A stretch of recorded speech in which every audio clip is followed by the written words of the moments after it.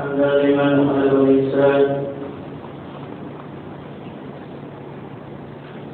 علمه البيان، والصلاة والسلام على سيدنا محمد وعلى آله وصحبه أجمعين، أما بعد. فقد قال الله تعالى في القرآن العظيم والفرقان المجيد: أعوذ بالله من الشيطان الرجيم، بسم الله الرحمن الرحيم.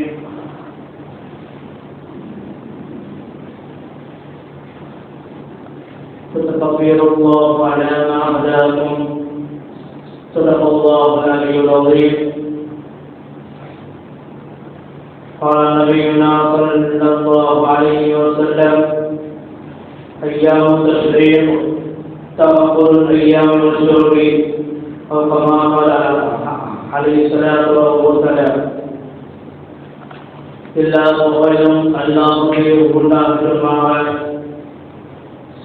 ஸலவாத்தும் ஸலாமும் இம்மருமான முஹம்மது முஸ்தபா ரசூலை கரீம் ஸல்லல்லாஹு அலைஹி வஸல்லம் அவர்கள் மீதும் அவர்களை சுற்றி வந்த சஹாபாக்கள், தாபீன்கள், தாபீன்கள், அன்பியாக்கள், நாதாக்கள், ஷஹதாக்கள்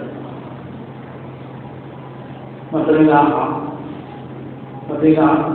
அனைவரும் மீதும் தாமியும் சமாதானம் என்றென்றும் என்று இலவசமாகும். இந்த கோயிலுடையும் சுரங்கன் சொல்லாதை தெரிவித்த வண்ணமாக என் உரை ஆரம்பம் செய்கிறேன். அஸ்ஸலாமு அலைக்கும் வரஹ்மத்துல்லாஹி தஆலா வபரகாத்துஹு. அல்லாஹ்வுடைய கிருபையால் நேற்று ஈதுல் அல்ஹா என்னும் நாளுடைய தொழுகை நிறைவேற்றிவிட்டு இப்பொழுது நாம்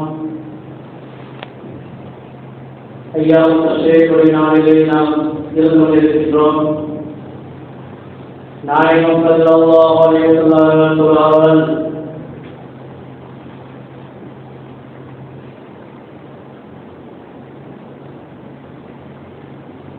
ஐயாம் தஷ்ரீக் தஅக்குல் ஐயாம் வஷுருப். ஐயாம் தஷ்ரீக்குடைய நாள் 11, 12, 13 அந்த நாட்களில் தஅக்குல் ஐயாமி அந்த நாட்களிலே சாப்பிடுவது குடிப்பது என்பதாக நாயகம் ஸல்லல்லாஹு அலைஹி அவர்கள் நமக்கு சொல்லிக் காட்டினார்கள். ஏன் நாயகம் ஸல்லல்லாஹு அலைஹி அவர்கள் சொல்லப்பட்டது சொன்னால், மற்ற நாட்களிலே நம்பியான நோன்புகளை எல்லாம் நோன்போம், கலாமான நோன்புகளை எல்லாம் நாம் வைப்போம். ஆனால் இந்த நாட்களிலே நோன்பு வைப்பது கூடாது, நோன்பு வைப்பது ஹராம் என்பதாக நாயகம் ஸல்லல்லாஹு அலைஹி அவர்கள் நமக்கு சொல்லி காட்டினார்கள். அதனால்தான் இந்த நாட்களிலே சாப்பிடுவதும் குடிப்பது என்பதாக நாயகம் ஸல்லல்லாஹு அலைஹி அவர்கள் நமக்கு சொல்லி காட்டினார்கள். இந்த நேரத்திலே அதிகமாக குரானை நாம் வைத்துக் கொள்ளலாம். அதேபோல் தான தர்மங்களை வைத்துக் கொள்ளலாம். அது அல்லாஹ்வுக்கு பிடித்தமானதாக இருந்தாலும் மற்ற நாட்களிலே மற்ற அமல்களை விடவும் அல்லாஹ்வுக்கு பிடித்த அமல் தக்பீர் சொல்வது, தக்பீர் சொல்வது, அல்ஹம்துலில்லாஹ் சொல்வது, அல்லாஹு அக்பர், லா இலாஹா இல்லல்லாஹ், அல்லாஹு அக்பர் என்பதாக தக்பீர் சொல்வது.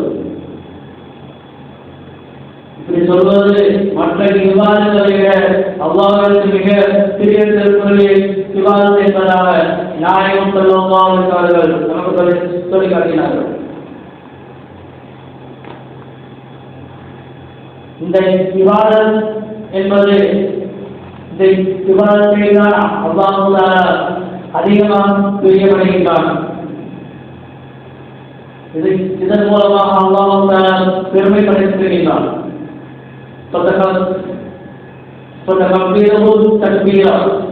அதாவது பெருமைக்கு சொந்தக்காரன் அல்லாஹ் தான். நீங்களோ நாங்களோ நாம் பெருமைக்கு சொந்தக்காரன் அல்ல. பெருமைக்கு சொந்தக்காரன் அல்லாஹ் தஆலா என்பதாக மேலும் நாயகம் ஸல்லல்லாஹு அலைஹி அவர்கள் அதிகமாக தக்பீர் ஓதிக்கொண்டிருந்தீர்கள். தொழுகைக்கு பிறகு நீங்கள் தக்பீர் சொல்லுங்கள், எல்லா நேரமும் அல்லாஹ்வை தக்பீர் சொல்லுங்கள் என்பதாக நாயகம் ஸல்லல்லாஹு அலைஹி அவர்கள் சொல்லி காட்டினார்கள். மேலும் நாயகம் ஸல்லல்லாஹு அலைஹி அவர்கள் தக்பீர் சொல்லுங்கள், தக்பீர் ஓதுவார்கள், சஹாபாக்கள் மத்தியிலும் நீங்கள் தக்பீர் ஓதுங்கள் என்பதாக அவர்களை வலியுறுத்துவார்கள். ஏனென்று சொன்னால் தக்பீர் சொல்ல வேண்டும். ஏதாவது சப்தங்களை கஷ்டம் வந்தால் அல்லாஹ்வை நாம் நினைவுகிறோம். இதற்கும் அல்லாஹ் தஆலா திருமணத்தினால் எழுதினான், ஒய்தா மக்களுக்கான மொழிவன் இணை. ஏதாவது ஒரு மனிதனுக்கு ஒரு கஷ்டம் வந்தால் அல்லாஹ்விடம் கையேந்தினான். ஏதாவது கஷ்டங்களோ கவலைகளோ சோதனைகளோ வந்தால் அல்லாஹ்வை நினைக்கின்றான். மற்ற நேரங்களிலே அல்லாஹ்வை நினைப்பதே இல்லை. மற்ற ஆய்வுகளை எல்லாம் சொல்கின்ற பொழுது நின்ற வண்ணமாக, உட்கார்ந்த வண்ணமாக, படுத்த வண்ணமாக அல்லாஹ்வை ஞாபகப்படுத்துதல் என்பதாக அல்லாஹ் தஆலா மற்ற ஆய்வுகளை எல்லாம் சொல்கின்றார். அப்போ சந்தோஷமான முறையிலையும் அல்லாஹ்வை நாம் நினைப்பட வேண்டும், கஷ்டமான சூழ்நிலையிலும் அல்லாஹ்வை நாம் நினைப்பட வேண்டும் என்பதாக நாயகம் ஸல்லல்லாஹு அலைஹி அவர்கள் நமக்கு சொல்லி காட்டினார்கள். அதாவது கஷ்டமான நேரத்தில் மட்டும் அல்லாஹ்வை நினைக்க கூடாது. சந்தோஷமான நேரத்தை எப்படி அல்லாஹ் நினைக்கின்றோமோ அதே போல கஷ்டமான நேரத்தில் அவரை நினைத்தால் அல்லாஹ் தஆலா நேரடியாக தானாகவே வந்து அவர்களுக்கு உதவி செய்வான் என்பதாக நாயகம் ஸல்லல்லாஹு அலைஹி அவர்கள் நமக்கு சொல்லி காட்டினார். இதற்கு ஒரு தடையாக எடுத்துக்கொள்ளலாம். அதாவது ஒரு அடுத்த மாநிலத்திலே ஒரு இன்ஜினியர் இருந்தார். மேலே உயரத்தில் சென்றார். கீழே 5வது ஃப்ளோரில் ஒரு உதவியாளர் இருந்தார். அவரை கூப்பிடுவதற்காக அவரை கூப்பிடுகிறார். மேலே இருந்து கீழே உள்ள உதவியாளரை கூப்பிடுகிறார். அவர் காலையிலே பிறவில்லை. உடனே அந்த இன்ஜினியர் ஒரு 10 ரூபாவை மேலே வருகின்றார். அந்த உதவியாளர் அதை ஏற்று மேலே பார்க்காமல் அதை ஏற்று மேலே வாங்குகிறார். மறுபடியும் அந்த இன்ஜினியர் 100 ரூபாயை எடுத்து கொள்கிறார். மறுபடியும் அந்த உதவியாளர் மேலே பார்க்காமல் அந்த 300 என்று வருகிறார். மறுபடியும் அந்த இன்ஜினியர் 200 ரூபாய் மேலே சொல்கிறார். மறுபடியும் உதவியாளர் மேலே பார்க்காம அந்த 200 ரூபாய் வருகிறார். மேலே இன்ஜினியர் 500 ரூபாய் வருகிறார். அப்பொழுதும் மேலே பார்க்காமல் அந்த அந்த காப்பை எடுத்து வருகிறார். ஆனால்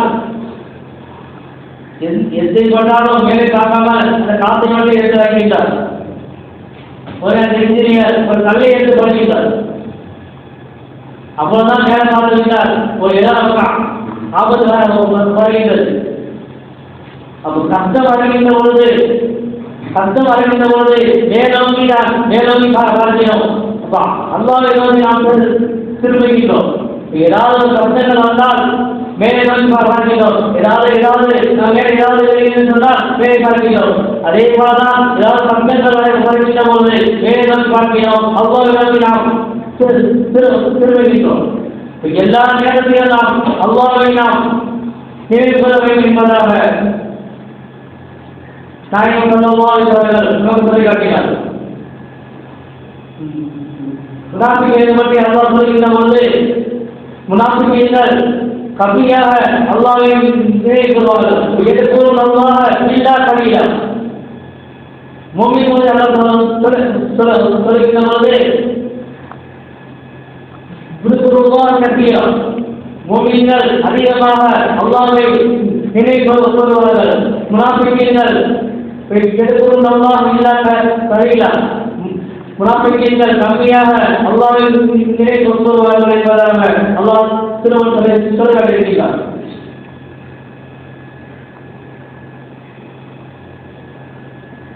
பொதுவாக நாம் சுப்ஹானல்லாஹ், அல்ஹம்துலில்லாஹ், அல்லாஹ் அக்பர் இந்த மாதிரி இந்த நாட்களில் நாம் அதிகமாக சுப்ஹானல்லாஹ் சொல்ல வேண்டும், அல்ஹம்துலில்லாஹ், அல்லாஹ் அக்பர், அல்லாஹ்வை நாம் தக்பீர் சொல்ல வேண்டும். நபீனா மூஸா அலைஹிஸ்ஸலாம் அவர்கள்